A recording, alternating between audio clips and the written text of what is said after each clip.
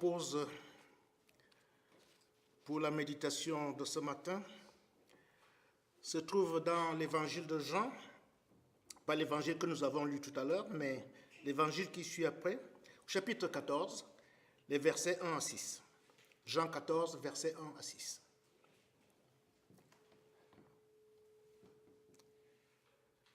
Que votre cœur ne se trouble pas. Croyez en Dieu, croyez aussi en moi. Il y a beaucoup de demeures dans la maison de mon Père.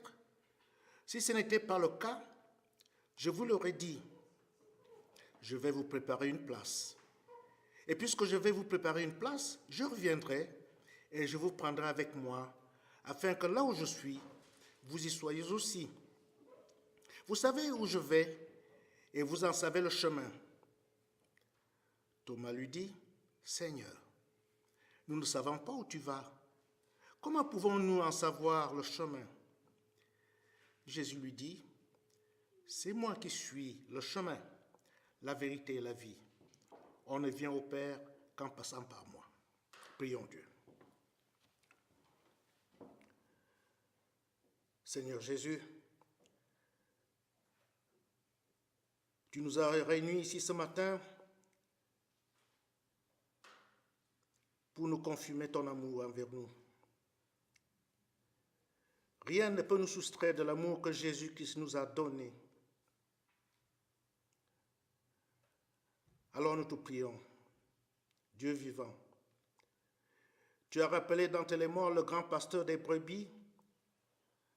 Accorde-nous aussi ton Saint-Esprit, afin que nous reconnaissions la voix du bon berger et que nous le suivions jusqu'à l'heure de notre mort. Amen. Veuillez vous asseoir. Que la grâce et la paix vous soient donc données de la part de notre Seigneur Jésus-Christ, auquel soit la gloire au siècle des siècles. Amen. Chers amis, à vous tous qui êtes venus ce matin dans cette paroisse, rien ne peut nous soustraire de l'amour que Jésus nous a donné. Dans notre texte, Jésus va réunir ses disciples autour du programme de son royaume pour leur annoncer beaucoup de choses. Dans ces choses, il y aura des bonnes et des moins bonnes. Alors les disciples sont inquiets parce qu'il va leur parler de mort et de départ.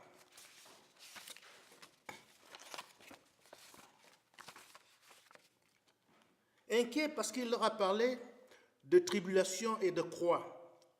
Inquiet parce qu'il a parlé de portes étroites, de chemins difficiles et d'opposition. Inquiet parce qu'il leur a dit que le disciple n'est pas plus grand que le maître. Franchement, nous aussi, nous sommes inquiets dans l'attente du destin de ce monde et de l'Église. Parfois, l'avenir nous paraît écrasant. Constatant donc l'inquiétude de ses disciples, Jésus leur dit, « Ne vous troublez pas. » C'est comme s'il leur disait, « Fermez les yeux, dormez, je m'occupe de tout. » Alors aujourd'hui, nous allons traiter 3 thèmes. D'abord le premier, « J'ai au ciel de nombreuses places », nous dit Jésus. Deuxièmement, « Je vais moi-même vous les préparer et vous y conduire. » Troisièmement, Jésus nous affirme, il nous dit, je suis le chemin, la vérité et la vie. Fermez les yeux, je m'occupe de tout. Chers amis, rien n'est plus vrai que cette parole appliquée à Jésus. Il est le Dieu dont chaque parole est confirmée. Chaque promesse invite à la confiance.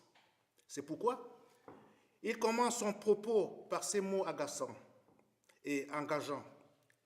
Il nous dit, croyez en Dieu et croyez en moi. Alors n'est-il pas vrai que lorsque le médecin nous dit, soyez rassurés, ce n'est rien, on va vous guérir. Ces quelques mots ont un pouvoir magique. C'est formidable d'aller voir un médecin quand on est malade et qui vous rassure en vous disant, mon cher malade, N'ayez crainte. On a trouvé de quoi vous souffrez. On va vous guérir. Alors combien les paroles de Jésus devraient chasser nos troubles? Car lui ne se trompe pas quand il parle de son royaume. Dans ses projets, il n'y a pas 20 à 50% de bluff. Il n'a même pas besoin d'exagérer ses propos pour faire plus vrai. Il ne fait pas comme les agences immobilières qui appellent résidence du parc un immeuble qui donne sur le square du coin. Jésus est Seigneur. Il est Seigneur et engage sa crédibilité quand il nous dit « Ne soyez pas troublés, je m'occupe de tout ». Il commence par dire aux disciples « Ne soyez pas troublés ». Il y a de nombreuses traductions. Certaines traductions nous donnent un sens restrictif. Jésus sait que les disciples ont des préoccupations pratiques et concrètes au sujet du royaume de Dieu. Cela est tout à fait légitime. Ils veulent savoir ce qu'on gagne à suivre le Messie. Quel est donc l'enjeu, chers frères et sœurs, de la foi et la finalité du règne? Et nous aussi, nous voulons savoir. Nous voulons savoir sur quoi déboucheront nos années de persévérance et de fidélité ici, dans cette paroisse, pour tous les chrétiens du monde entier. Chers amis, vous remarquerez que Jésus tient un discours clair. Lui ne triche pas. Il dit, si cela n'était pas, je vous l'aurais dit. Il ne leur a jamais caché les avantages et les inconvénients à le suivre. Il leur a dit que celui qui veut être mon disciple, qu'il renonce à lui-même, qu'il se charge de sa croix et qu'il me suive. Chers frères et sœurs, quand un pasteur fait un bon catéchisme, il doit dire ces choses à ses élèves. Méfiez-vous des églises où tout n'est que facilité et chemin tranquille. Alors, puisque les disciples sont inquiets quant à leur avenir, oui, c'est vrai, il nous arrive aussi d'être inquiets. Jésus nous dévoile la merveilleuse perspective de la foi. Il nous dit, il y a de nombreuses demeures dans la maison de mon Père. Il ne se contente pas de leur dire, il n'y a pas de crise du logement, mais il leur montre la beauté des demeures célestes par des expressions toutes simples. Ici, ce sont des demeures de la maison du Père. Ceux qui habiteront seront au même étage et dans les mêmes appartements que Jésus. Il leur dit, je vous prendrai avec moi, afin que là où je suis, vous y soyez aussi. Quelle assurance! Voilà donc le Sauveur que nous avons. Il nous aime si fort qu'il a lui-même, il nous a dit lui-même que le bonheur éternel est le sien, avec les mêmes qualités et les mêmes privilèges. Le Seigneur de gloire, notre Seigneur de gloire, ne nous refuse rien. Et il y aura pour nous des délices éternelles à la gloire du Père. C'est la seule religion au monde à offrir à ses adeptes une perspective aussi belle et riche.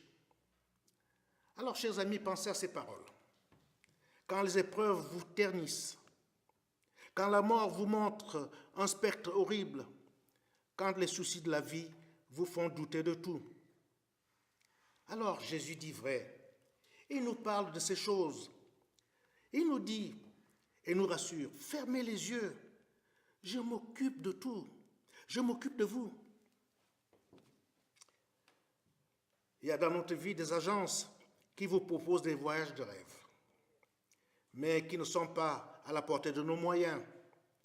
Il y a des croisières de luxe réservées à une élite.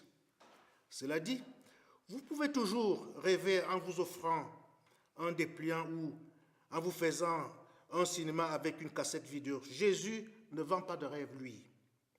Il montre à ses disciples comment les belles demeures de la maison du Père deviennent la réalité des enfants de Dieu. Lui-même nous donne accès aux demeures éternelles. Il dit, lorsque je m'en serai allé et que vous aurai préparé une place et que je vous aurai préparé une place, je reviendrai et je vous prendrai avec moi afin que là où je suis, vous y soyez aussi.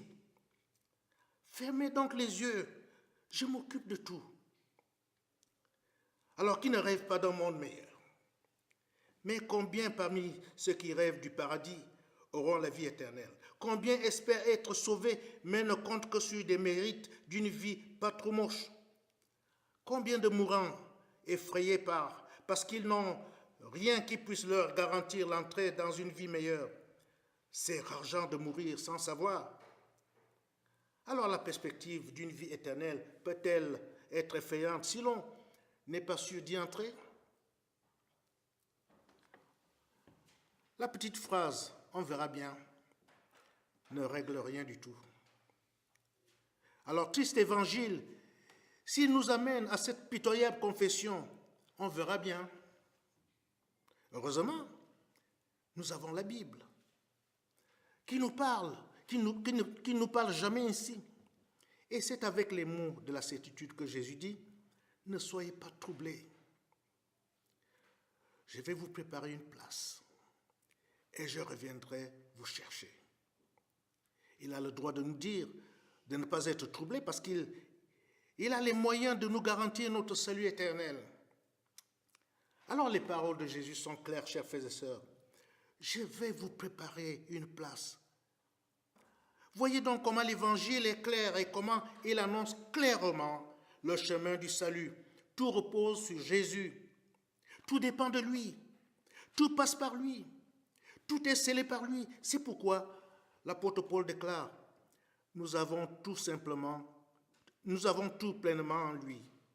Si on perd le Jésus des évangiles, tout s'écroule. Alors, chers amis, nous savons comment il va nous préparer une place. Avant de monter au ciel pour y entrer avec la victoire, il a une mission capitale à accomplir. Il lui faut offrir sa vie en sacrifice pour le péché du monde, pour que le châtiment qui lui est infligé de la part du Père nous réconcilie avec Dieu. Et son obéissance parfaite jusqu'au martyre, chers amis, règle définitivement le problème du péché. Il règle définitivement le problème de la mort et de la condamnation. En lui, tout est réglé. Jésus a payé une dette immense pour que les demeures de la maison du Père soient notre propriété céleste. Notre droit d'entrée dépend de lui seul. Quiconque se repent et vivant et vient à lui aura sa place dans la maison du Père. C'est aussi clair et aussi simple que cela.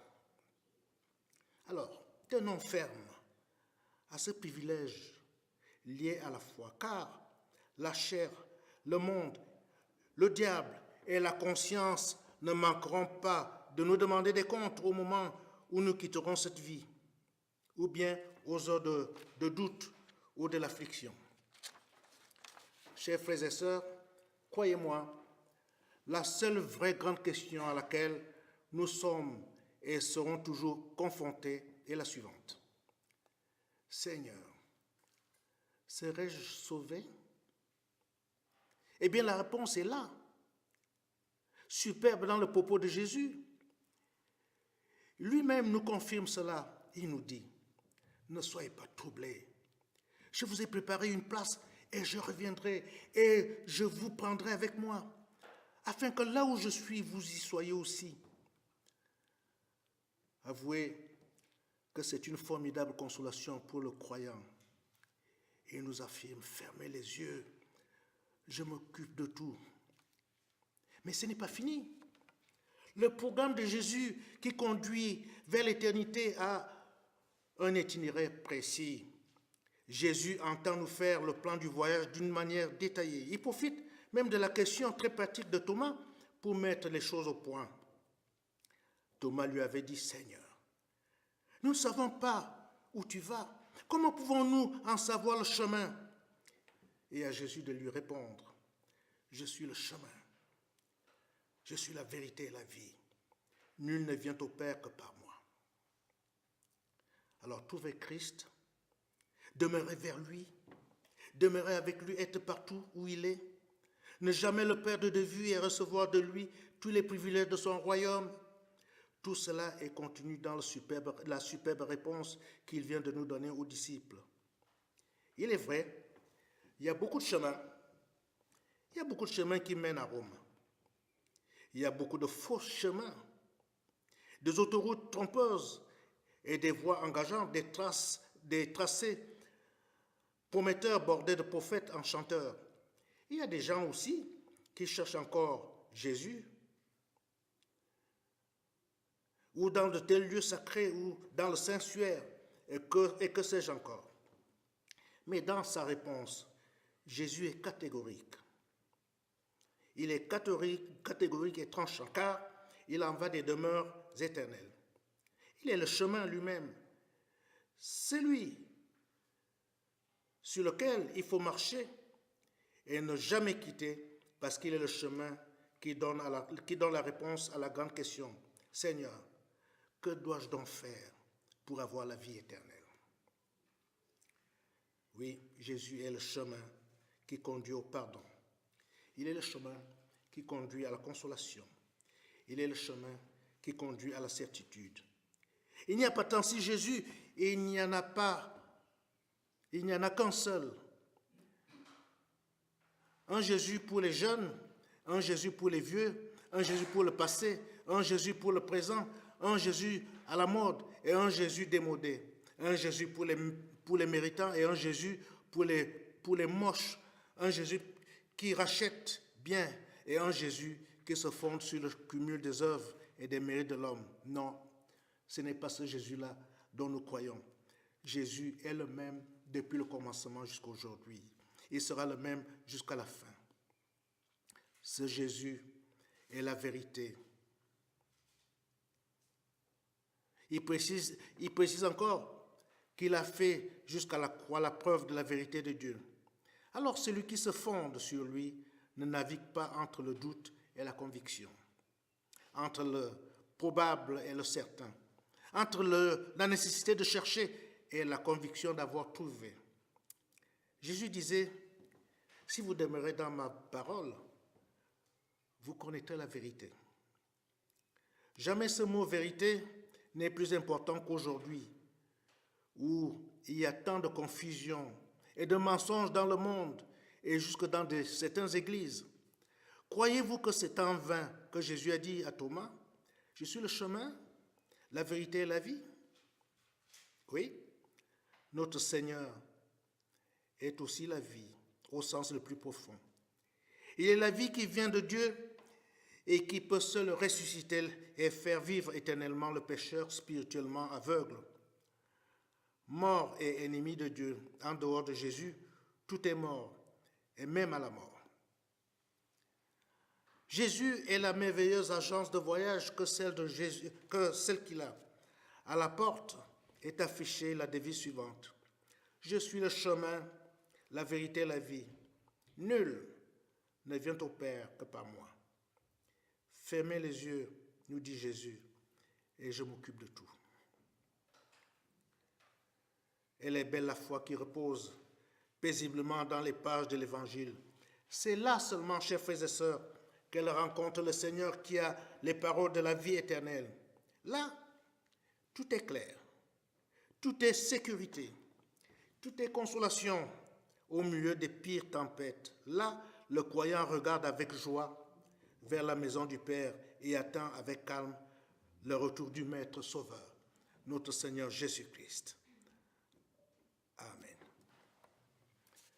Et que la paix de Dieu, celle qui surpasse tout ce que l'homme peut comprendre, garde votre cœur et vos esprits en Jésus-Christ pour la vie éternelle.